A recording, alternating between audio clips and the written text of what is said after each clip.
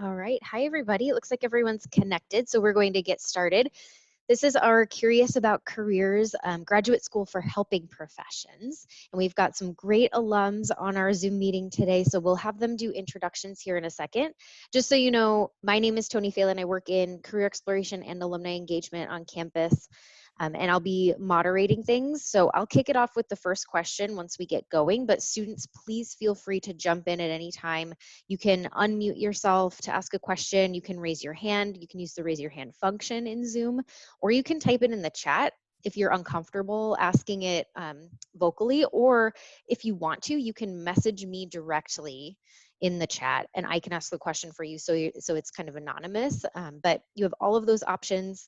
So don't be shy. And then we'll get going with introductions here. So let's start off. Erin, you're showing up first on the screen for me. So if you could do your quick intro, that would be awesome. Sure. So I graduated from Mac in 2016. After that, first I graduated with a major in psychology and a minor in Hispanic studies at Mac. And then I took a year off after graduating, worked for a corporate company for a year, and I applied for a graduate program in sport and performance psychology at the University of Denver. So I started there in 2017, graduated in June of 2019 with my master's.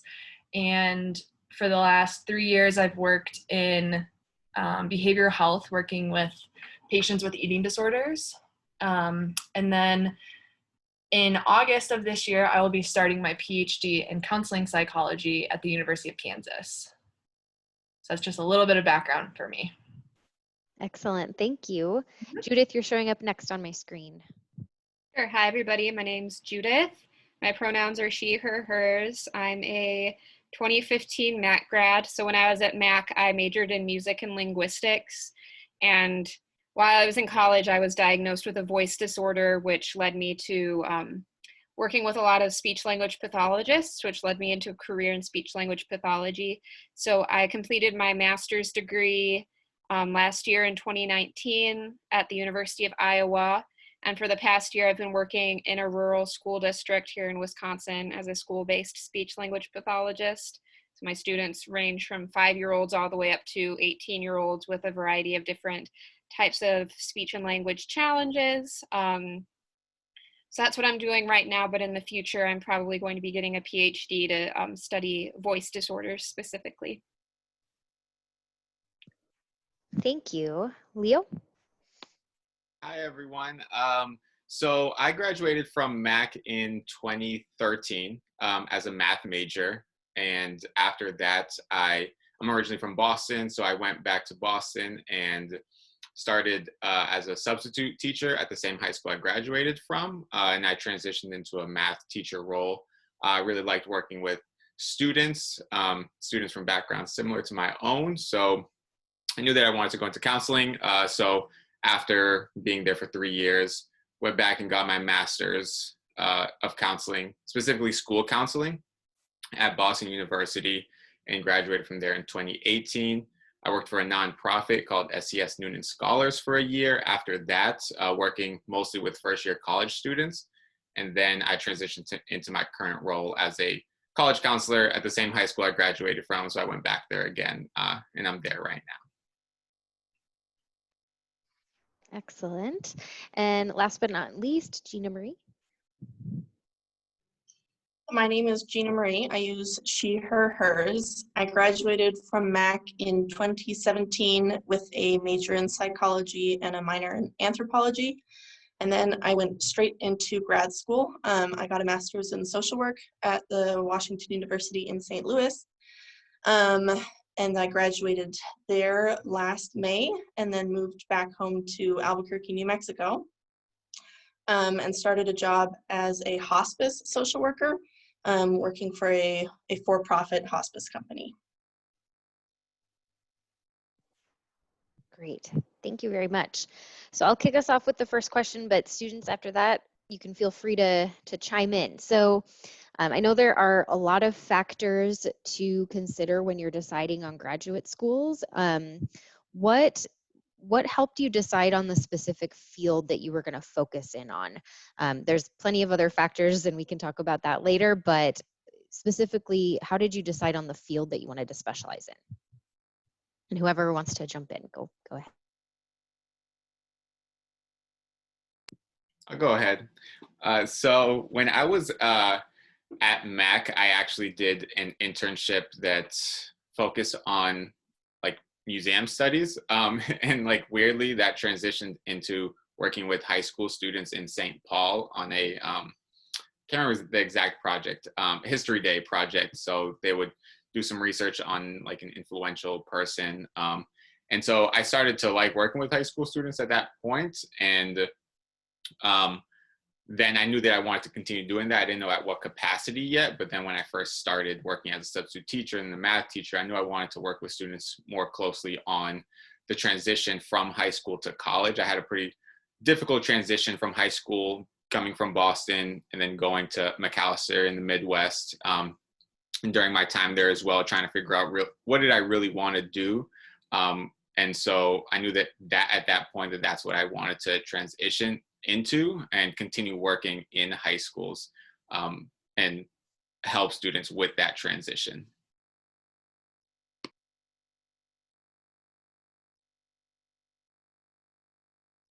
I can go next. So for me, while I was at Mac, I was also a student athlete. I played basketball, and I was involved in choir for a couple of years while I was there as well. And so by the end of college, I became introduced to sports psychology. I didn't know about it before that. And so I started to do a little bit of research during my gap year about sports psychology and performance psychology programs. And for me, I knew that I wanted to be in a program that was in person, and a lot of graduate programs that were in my field of interest were online or really research heavy. And I knew for me, I was really passionate about the application of the work. I appreciated the research, but I knew that wasn't my strength and wasn't my passion. And so DU, University of Denver, is sort of the gold standard in terms of applied work in sport and performance psych. And so while I was there, I was pretty set on only getting my master's and then being done. But while I was in the program, I became more introduced to why students continue on in their PhD and the doors that it opens for them in terms of working with professional teams, working within the military or with other performers, working with businesses or running a private practice. It just sort of, unfortunately, gives you more clout, even if you don't necessarily have more experience than somebody with a master's. And I personally am really passionate about working with the student athlete population and the performer population at the college level. It's a population I'm really passionate about. So I just knew that pursuing my PhD and working in a college setting was the right path for me. I can go next. So I ended up choosing speech language pathology, like I said in my introduction, because I had my own experience with a voice disorder. I was a singer prior to that, and I had like plans for a performance career, and then this voice disorder kind of knocked me off my feet for a little while. But I realized that speech language pathology actually kind of like was the perfect field for me anyway, because it kind of blended all the stuff I learned from music and all the stuff I had learned from linguistics. Speech pathology is a really wide, broad field. You can work with anybody from like little tiny, like preemie babies in the NICU who are having problems feeding and swallowing to like very elderly people in their last days of life who are having difficulties with cognition or with swallowing, and anything in between. So that's the reason that I chose that field in particular. I ended up choosing my graduate program at the University of Iowa, partly because I was looking for a program that would give me some good training in treating voice disorders specifically, because that was kind of my main interest area. And it also just had to do with the rank of the program, which I like now with like my like perspective, like a little bit farther out, I don't think rank is like the most important thing when you're looking at grad schools, which we can talk more about later, but it was definitely a big factor when I was making my decision about where to go.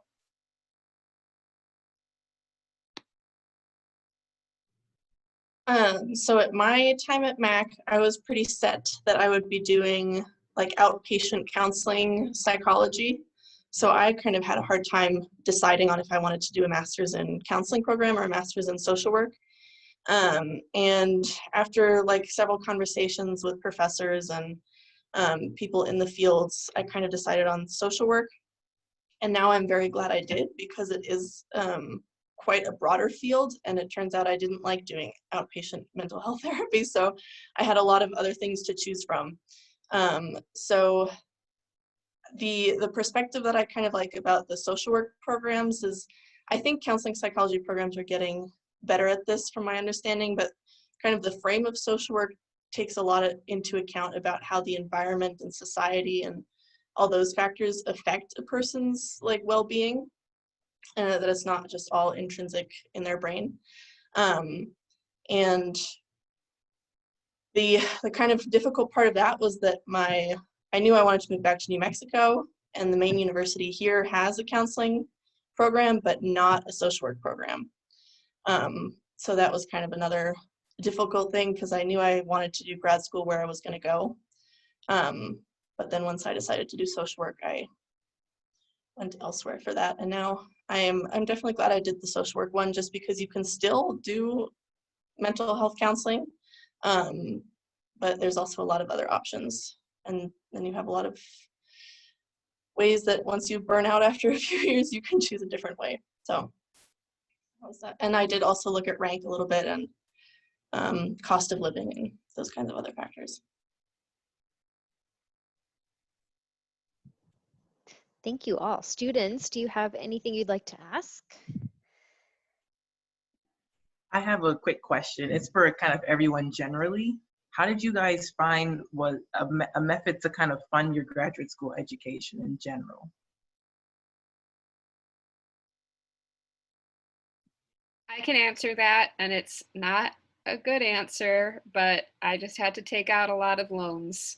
And I think it depends on the field. Within speech pathology specifically, it's very rare for somebody to get full funding for graduate school, at least at the like master's level. Once you get to PhD level, it's more likely that you'll get some sort of funding because you're a teaching assistant or a research assistant.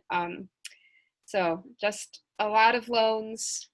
I did get like an assistantship for a couple of semesters, but the reason that I did that, I mean, again, like now I have a little bit of a different perspective on it than going in, but the thing is that speech pathologists like are pretty much always in demand, and so I knew that I would have a decently paying job at the other end of it, pretty much guaranteed. So that's why I felt comfortable taking on some more debt.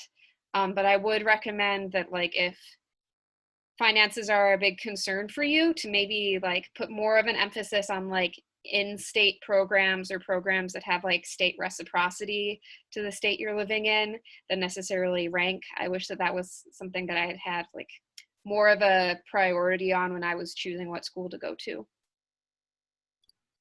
Yeah, I can speak to that a little bit too. So DU is a private school. So I did my undergrad and my master's at a private institution. So I also have a lot of debt in that way. I took out loans to pay for school. But one thing that I emphasized is that I was not going to take out loans to pay for my cost of living. So that was how I got introduced to my job in behavioral health. I found it as a PRN or per required need position that was really flexible. I was able to work, the minimum requirement was like 2 shifts a month. So it was really easy to keep the job, but it was flexible with my schedule where I could stack my schedule a bunch during breaks from class, but then I could maybe parse back on it a little bit while I was in school or in finals or whatever. So I would recommend doing something like that. I know a lot of friends who worked in food service and did things like that because they had weekends free. You can make a lot of money in a couple hours or things like that. So that would be my big recommendation, is don't, as much as you can, try not to take out loans to pay for cost of living as much as possible. But be prepared to take out the loans to continue your education. And I do think it's worth it. It's really scary to look at it at first, but I just I accept the fact that I'm going to be paying them off, but the work that I'm going to be doing is going to be worth it. Another thing you can look at, I found this book in my pile. This book is a graduate student guide. So it has master's and doctoral programs. Like Judith said, most master's programs are not funded, but this book details like the general costs to go there, if they have research assistant or teaching assistant or general grad assistant programs. It's very specific. That's how I narrowed down my search for my PhD program, because I just cut programs out that didn't have funding, because I was like, it's not going to happen. I'm not going to do that a third time. So this book you can like order online. I'm pretty sure it's accessible. I have an older version. I think this is the 2016-2017 edition. They don't change that much. Some do, like some have updates, but it's a great base mark or foundation in terms of doing your research. But again, this is specifically for counseling and clinical psychology programs. But it's a great like starting point that I wish I had known about earlier. So. Yeah, I'll say, so for me, a big factor was cost for master's programs. I left undergrad with a good amount of loans, even though I had some scholarships. And then I had started as a substitute teacher, wasn't making too much. And then I actually started making some more money. And I was like, oh, let me leave this and go get a master's degree. How am I going to pay for all of this?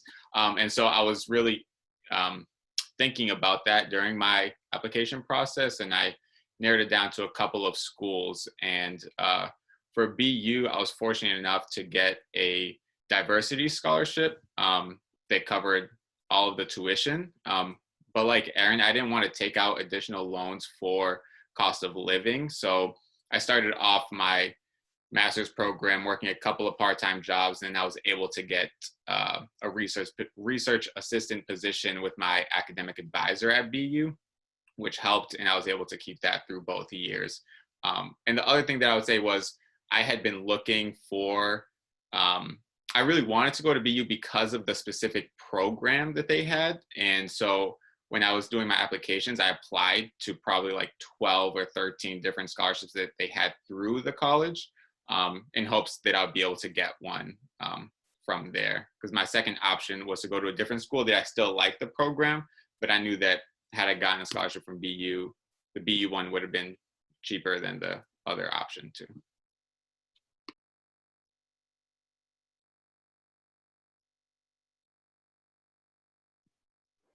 All right, it looks like we have another question in the chat. And this is probably one of the most common questions that I hear from students who are considering grad school. Would you recommend going straight to grad school or working first? And if you could share, again, I know you all shared this before, but again, what you did personally and kind of looking back, maybe something you wish you had done, or if you're glad you did it that way, or whatever you want to add in on that topic. I can start. I went straight to grad school because I kind of knew what I wanted to do and I just wanted to get it over with. There were some master's in social work programs that required you to have work experience before going to their program. So that might be something to look out for. I am happy that I did it the way I did. I was probably in the minority in my cohort. A lot of people had worked, I'd say probably most people had worked for like 5 years or so before going to grad school. Some people were like in their 40s doing a total career change. And then a handful of us had come straight out of undergrad. And I think for my program in particular, I didn't feel like it made too much of a difference because everyone still had their own perspectives and some people just had slightly more about like knowledge of working in nonprofits. But I mean, a lot of us who just came out of undergrad had also like volunteered or had part-time jobs or jobs during school and stuff that kind of equivalated to work experience. So I think it's a very individual decision about how ready you are financially or knowing where you want to go. For me, I knew that I didn't want to do any more school, but I knew to have the career I wanted, I needed to do that school. So I kind of just wanted to get over with.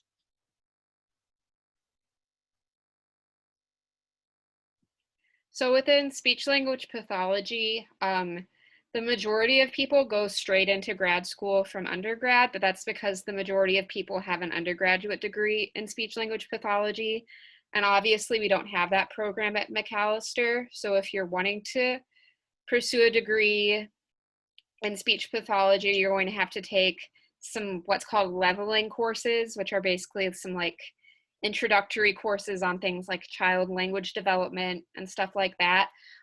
So some people will they'll go straight to grad school, but it'll take 3 years instead of 2 years. I decided not to do that just because that sounded like it would be more expensive to have to pay like a full year of out-of-state university tuition. So I did take a couple of years off at home. So I got to live with my parents and save some money that way. And I took some pretty cheaper classes online to get some of those leveling requirements out of the way. And I think it was a good decision for me. The other thing to consider, and my guess is it's probably pretty similar no matter what graduate program you're applying to, is that it's a lengthy process that's also quite expensive and also takes quite a bit of time and energy, and you have to complete it like in the fall. And I just knew that like fall of my senior year, I was just too jam-packed finishing like planning capstones and doing all of that classes to even begin to think about studying for the GRE and writing personal statements and all that stuff. And I didn't have the money saved up at that point to be able to pay for all of that. So it made more sense for me to take a couple of years to work and take some classes online to prepare for the process. Yeah, like Judith, I took a year off between undergrad and grad school, and then I also took a year off between grad school and my PhD. And for me, it was a little bit of I wasn't ready logistically to apply and to get things going. I needed to do a little bit more research. I needed to prep for the GRE, but I was also really burnt out from Mac. You all know, like, it's a very, very rigorous academic environment. The pace never slows down, even until like the very end. And so I'm the kind of person that I love learning, but I don't love school. So I needed to give myself that space to miss getting educated and to miss learning and being challenged intellectually in that way. And I was really glad that I did that, because I was able to separate myself and really fortify my desire to go back to school and to do the specific program that I was going to do. And in terms of master's to PhD, or just PhD in general, they're really going to want you to have experience, either depending on the emphasis you want. So if you want an applied program or a research focused program, you're going to want to take that time to be a research assistant for at least a year. For me, it was working in behavioral health for the last 3 years. That was a huge factor that got me into the program, because my GRE scores were not great. I also only spent a few weeks studying, so that's, on me for that. But like being strategic about knowing yourself and what you need, because it only gets more difficult in terms of the rigor.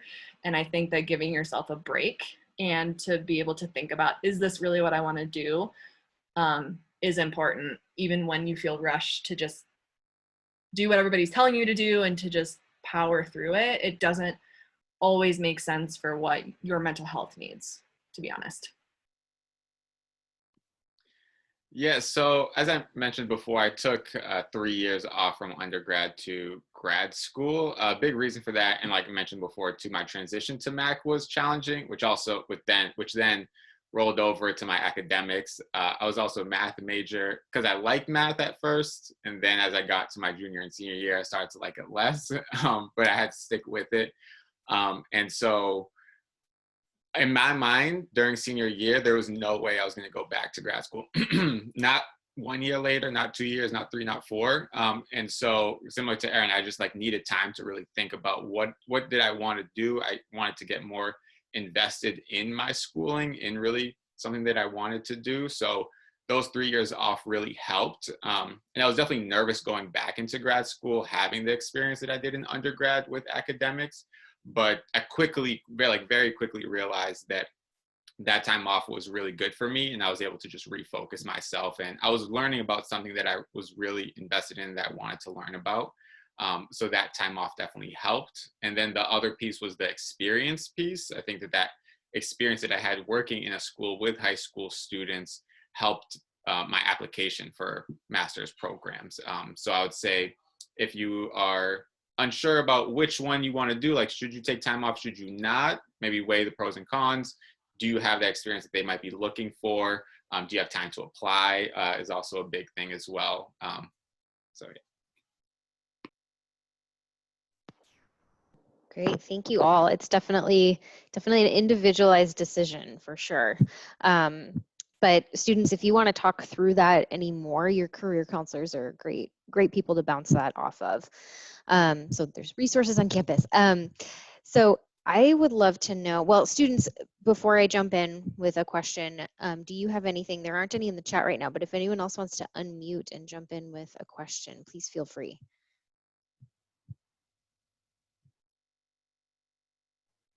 I'm I had a wondering. question for Gina. Oh, go ahead.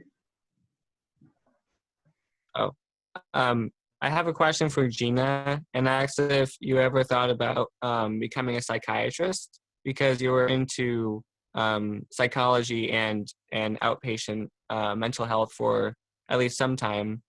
And I know there's a shortage of psychiatrists, and so that's something I'm kind of interested in. That's a good question. I didn't really, because that would have required me to go through med school, which I don't feel like is the thing that I would want to do, or the right thing for me. But it is very true that there's not enough psychiatrists, and there's not enough, mental health options in a lot of parts of the country. So that is, yeah, a need. But I just knew I couldn't make it through med school. So that kind of crossed that off the list for me.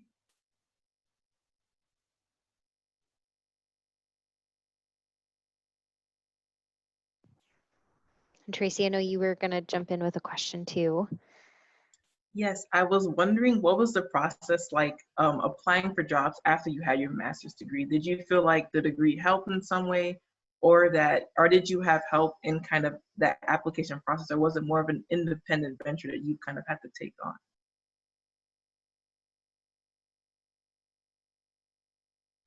So for psychology and social work, to be a therapist, you have to be licensed. So there's hours that you have to accrue.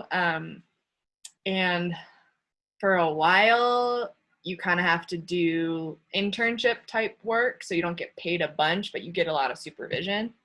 That's not always the case, but I think for a lot of people I know that went that route, to be a licensed therapist or licensed counselor, you have to get those clinical hours. And it's very state by state.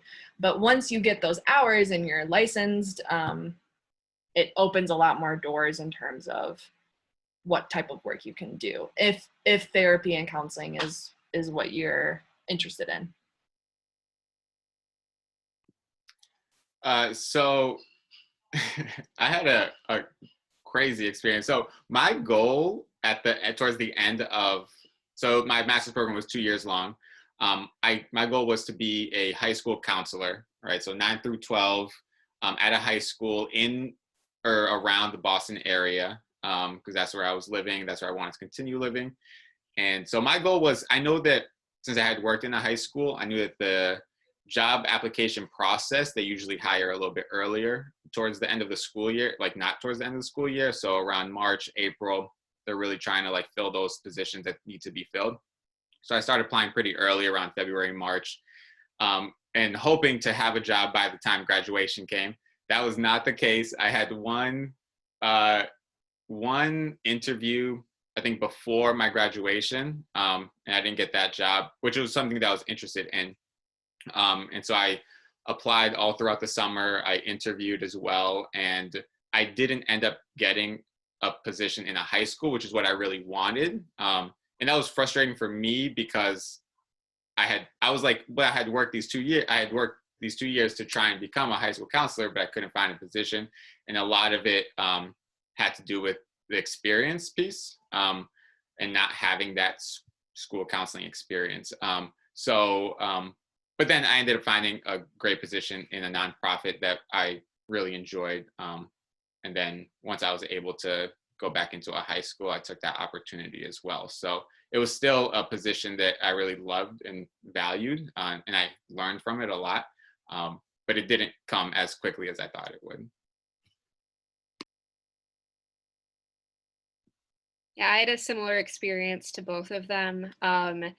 So similar to like psychology and social work, with speech pathology, you have to get a certain number of clinical hours during your graduate program, and that's, some stuff will be like within like your university's clinic, and some of them will be like externships at like different hospitals or schools that are willing to take you on, and those are honestly usually like unpaid internship type of things you have to do, which is not the greatest, but it's the way it works.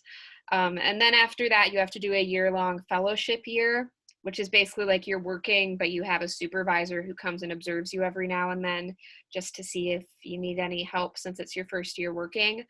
So when I started applying, I think like December before I graduated, but that was because I really, really wanted to get a fellowship that focused on voice disorders.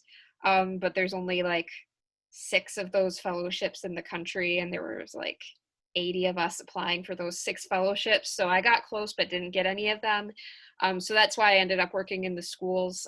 But schools are always, always, always looking for speech pathologists. So like if that's something anybody's interested in, you can definitely get a job working in a school fairly easily. But it is, for me, it was a process that I basically had to do by myself. I got a little bit of guidance like in grad school before the application process started, but then after that, it was mostly on my own.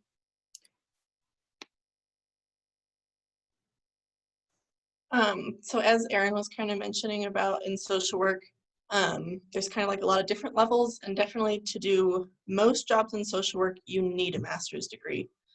And then beyond that, to do most jobs, you have to be licensed. And then there's the 2 level of licenses. One you can get right after you finish your master's, or sometimes like up to a few months before you even graduate.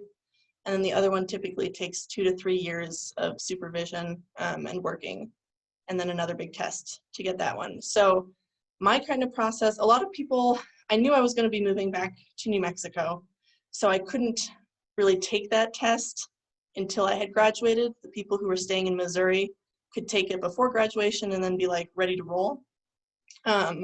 So I kind of decided not to stress myself out about trying to study for it while I was trying to finish grad school, and then move back in with my parents, study for the test, take the test, and then start job searching.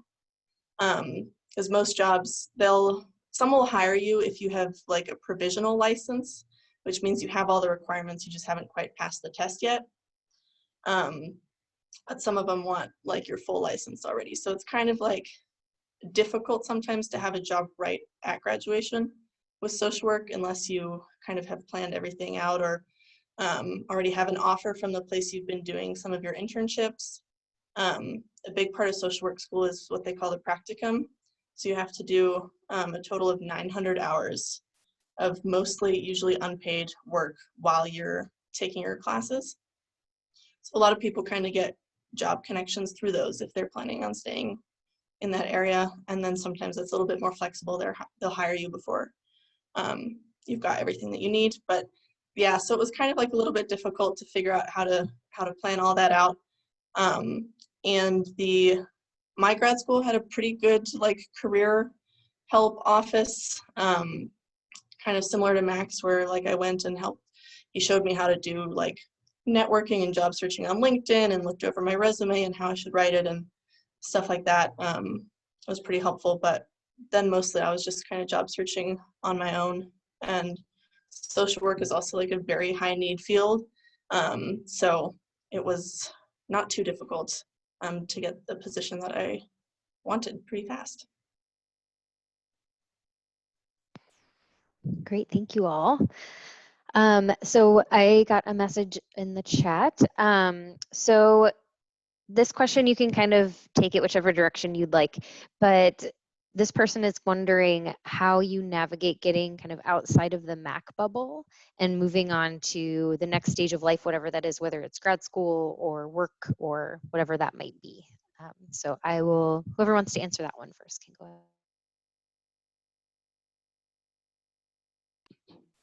ahead. That's a great question. I think that for me, I knew that I wanted to move back home right after undergrad, and so I think that it was a little bit easier for me to like remove myself from that Mac bubble and just like try to do something new in that sense, just like physically separating myself from that space. And then just getting in touch with lots of people that were in the field that I wanted to be in. Not necessarily the field at that point, right after undergrad, but more the like schools, like high schools. And so I reached out to my principal from when I was there as a high school student and other teachers just to get their advice on, what I should do. I have had a great mentor and still have a mentor that helped me think about this process of going back to school and figuring all that out. So I think like reaching out to people that are in fields or related to fields that you're interested in is going to be good and go a long way.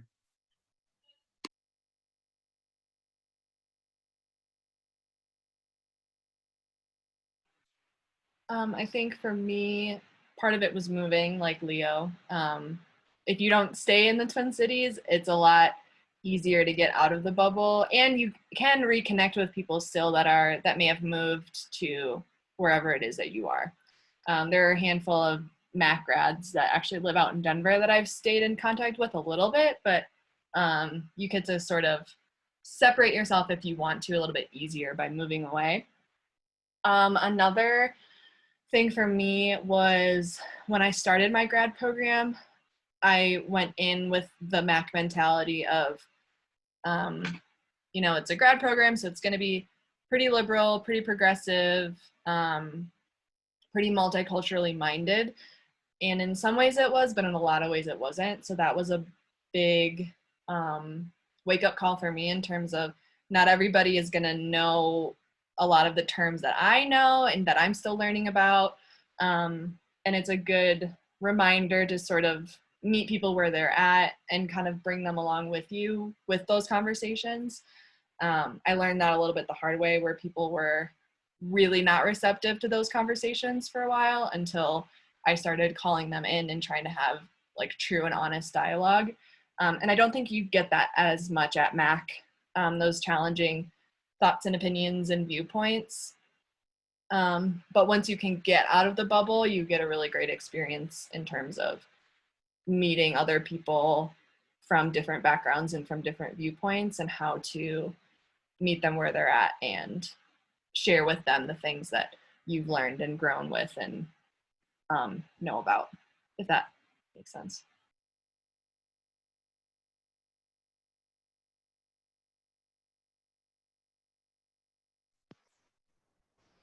All right, thank you. Anyone else want to jump in with questions? Otherwise, I've got some as well.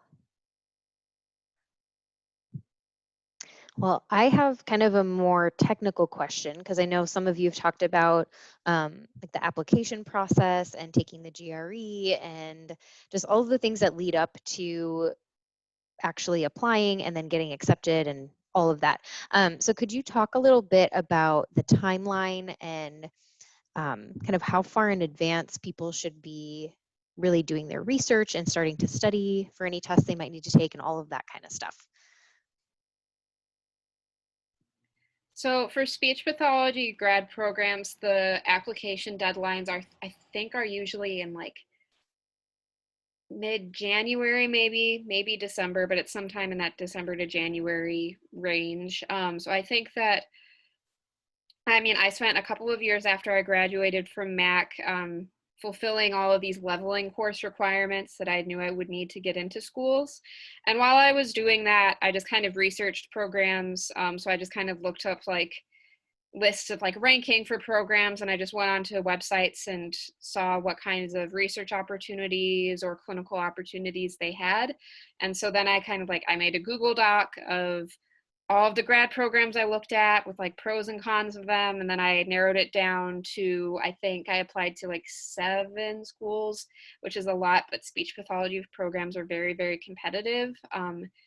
So I narrowed it down to those that I knew I would be applying to. And I think probably I started working on like personal statements and gathering like letters of recommendation and stuff probably in like September before. So I gave myself a few months.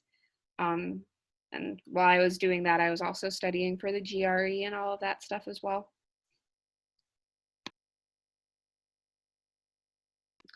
Yeah, I would say so. Since I didn't go straight from undergrad to grad school, the biggest thing for me was I had to prepare like a year in advance, essentially, since I was working in a school. And so the first thing that I did was ask my recommenders for recommendations. So finding those pretty early on is going to be good to give them a few months to write that. And then I think I took the GRE in like November, like that fall. So like a couple months into the school year. So I studied for that for a few months. And then over my like winter break, I just applied and sent all those in just to have those in on time.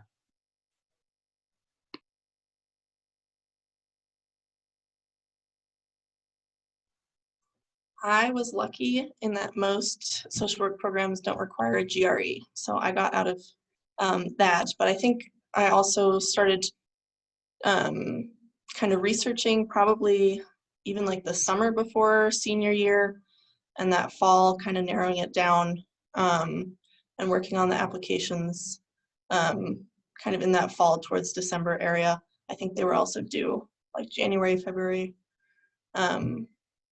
And I guess that's all I can say.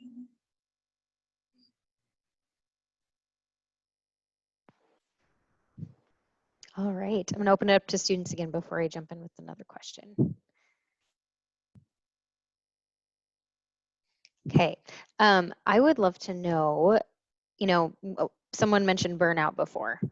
And in these types of professions, burnout is a real thing, as it is in a lot of professions, but especially in helping professions. So what have you learned about self-care and how to practice that, and what's been working for you?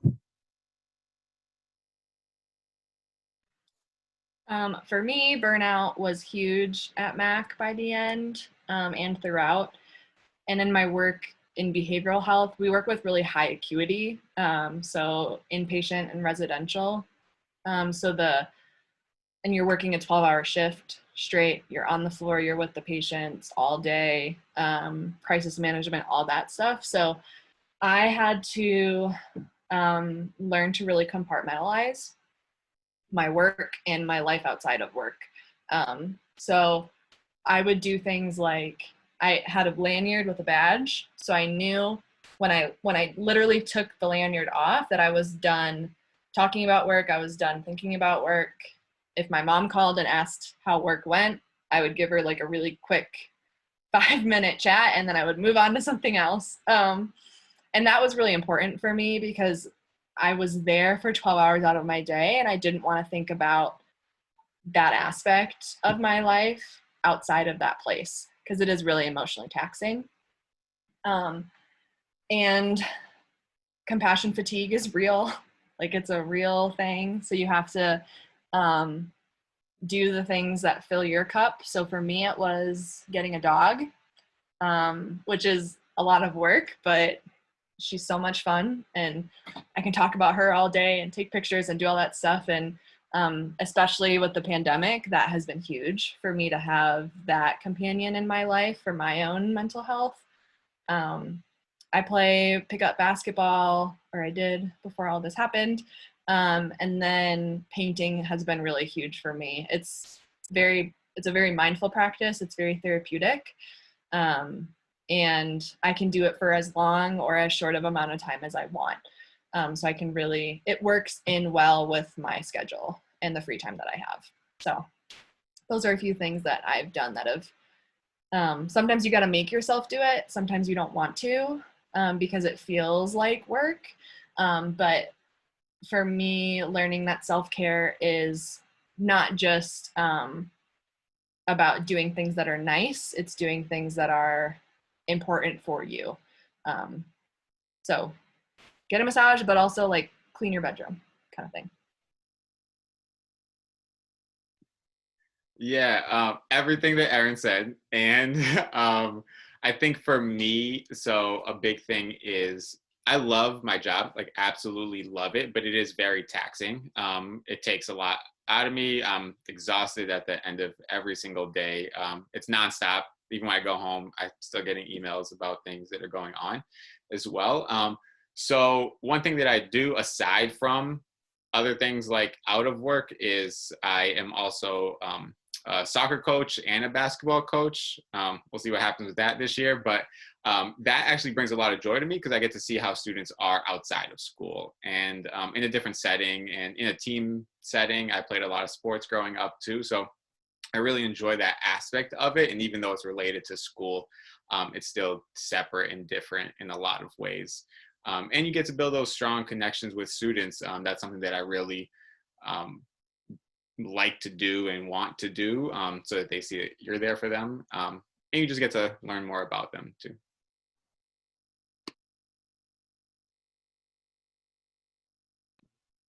I think for me, the compartmentalizing component was really key, especially when you're working with lots of students who have difficult lives and have different things going on at home. It's really easy for you to let yourself like stay up at night wondering like, is this kid okay? What's going on? What's going to happen with this kid? And so a huge component for me, and granted I've only been working for a year, so I'm still working on this, is like figuring out like how to just kind of like put those thoughts aside for a little bit, and knowing that that's okay, and it doesn't mean that you care for the people you work with any less. It just makes it so you're a healthier person, so you're better able to help them. Because if you're just like a tight knot of anxiety all the time worrying about them, you're not going to be able to do your job well.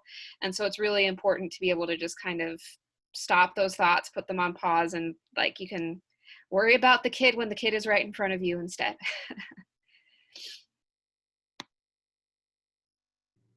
Yeah, what Judith just said speaks very true to me. I'm like by nature a pretty anxious person, and my job involves a lot of like trying to figure out how to help people, and it's very difficult for me to shut my brain off from doing that when the workday is over.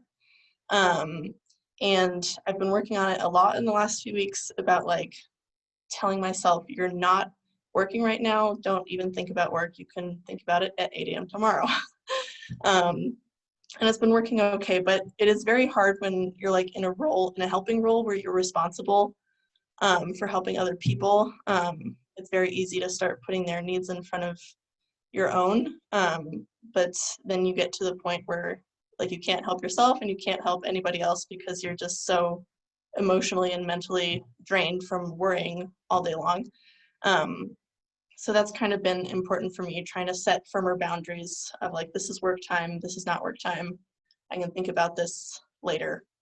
And also just like physical exercise helps me clear my mind a little bit more, and trying to read more, even though reading is also at the end of the day like mentally difficult to do, but it ends up giving me a lot more satisfaction than just like watching Netflix or something. So I'm trying to do more of that too.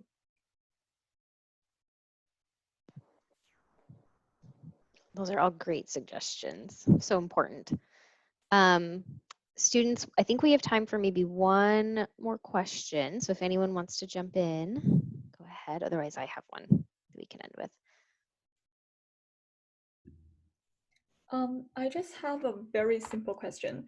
So, how long did you guys spend studying for GRE test? Very simple question.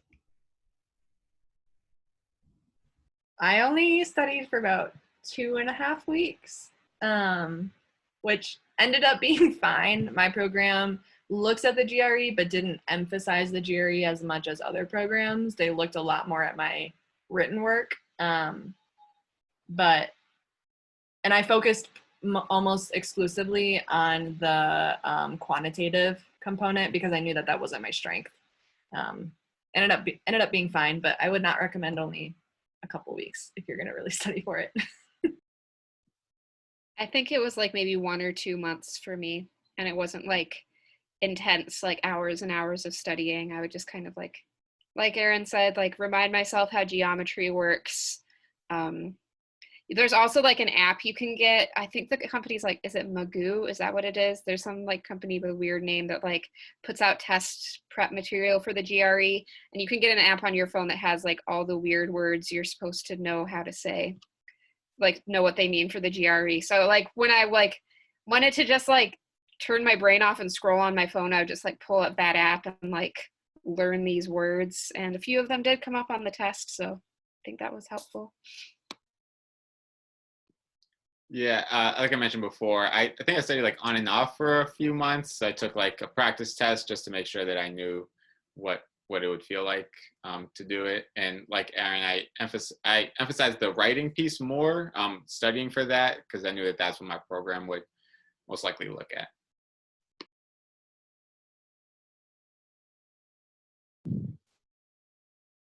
All right, great question. It's a great question. I'm going to ask one more before we go. So as students are thinking about getting into this field, what's one thing you would leave them with that they can start doing now? Whether that's, researching schools, whether that's getting experience in a certain way. What are some things that you either did as an undergrad that you're really happy that you did, or things that you wish you would have done to prepare you for this career path a little bit more? If you still have some, like if you're a sophomore and you still have a couple of years left at Mac, or if you like even have some flexibility in your schedule for like different classes that you could fit in to still apply for your major, I would definitely like look and see if there's any courses that you're going to need to get into grad school and make sure that you're taking them while you're at Mac, because otherwise you'll have to take them afterwards. Like when I was at Mac, I didn't take a statistics class. I took like some other random math class I didn't need. So that meant that I had to take statistics after I had graduated. So like if you can be intentional about planning that out, that's great. I don't know if anybody here is interested in speech pathology at all, but if you are, like coursework within the linguistics department or the ed studies department at Mac would definitely be helpful depending on what like area you're most interested in. So explore those for sure.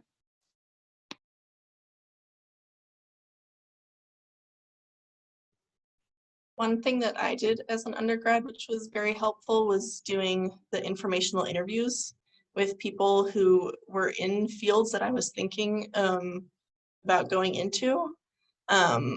That was very helpful for me, kind of guiding my direction of generally just like the profession I wanted and narrowing it down a little bit more specifically. And those are, I think, I got connected to some of them through the like McAllister Alumni Office. So that was very helpful. And I did that again in grad school when I like freaked out because I was like, oh, everything I've been doing for mental health therapy is not actually what I want to do a semester away from graduation. Now what do I do?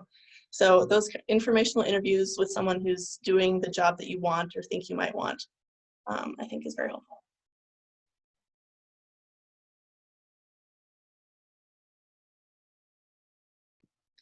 I would say a big thing is try and get involved in as many activities or experiences as you can now that could be related to what you want to do in the future. Even if it's something small, something I talk a lot about with students and that I've talked about with peers before is this idea of transferable skills and being able to, in a way, market yourself to jobs, employers, that you can do something, even though you haven't had direct experience with it. That's something that I tried to do a lot. Like I had that classroom experience. I didn't have counseling experience, but I had a classroom experience working with students and trying to build off of that. So getting involved in as many as activities as you can, especially right now during this time, just trying to figure that out so that you have that down. You can talk more about it when you're going to grad school and when you're applying for jobs as well. Yeah, and to Leo's point, try things that you've never done or that you don't know if you're gonna like, because part of what has helped me fine-tune my path is trying stuff that I was like, nope, I do not like this at all. Because that is just as important as pursuing something that you think you like now, that you may not be as passionate about in years to come because of different experiences that you've had. And in that same way, really explore, I'm very values driven in my work. So like exploring how do my values tie into my identity and how I want to navigate my life and the work that I want to do. And so this is maybe a little bit further down the line, but as you're pursuing careers, really asking those questions about, like for me, family is a huge value. So I would ask questions like, you know, how do your employees balance work and being at home? How much work is expected to do outside of the office? Questions like that that really give you an idea of, is this the work that I want to do? Is this the environment that is going to help me feel the most fulfilled and feel the most connected with what's important to me? And you can only do that by exploring, like Leo said, and doing things that are a little bit different and uncomfortable and awkward to feel a little bit more grounded in this is the path that I want, because I've had all these other experiences that have told me that this is the direction I need to go. Such great advice from all of you. Thank you. So I want to be respectful of everyone's time. Students, let's give them a virtual round of applause. Thank you all so much. And I want to give you all a chance. So Gina Marie was mentioning informational interviews. Panelists, if you're comfortable sharing your information in the chat for students to reach out, please feel free to do that. If you're not comfortable sharing your email, just say like, contact me on LinkedIn or whatever you want to do. If you want to do that now so students have a chance to write that down, that would be awesome. And students, take them up on that and reach out to other alums. They really do want to help. They've been in your shoes and they are always willing to chat with you if they've got the time. So thank you all again for joining. Students, thanks for your attentiveness and great questions today. I've been recording this, so I'm going to send that out after this, so you can go back and rewatch portions if you need to. But otherwise, I hope you all have a great rest of your week, and hopefully we can do a lot more panels like this in the future. All right. Bye, everyone.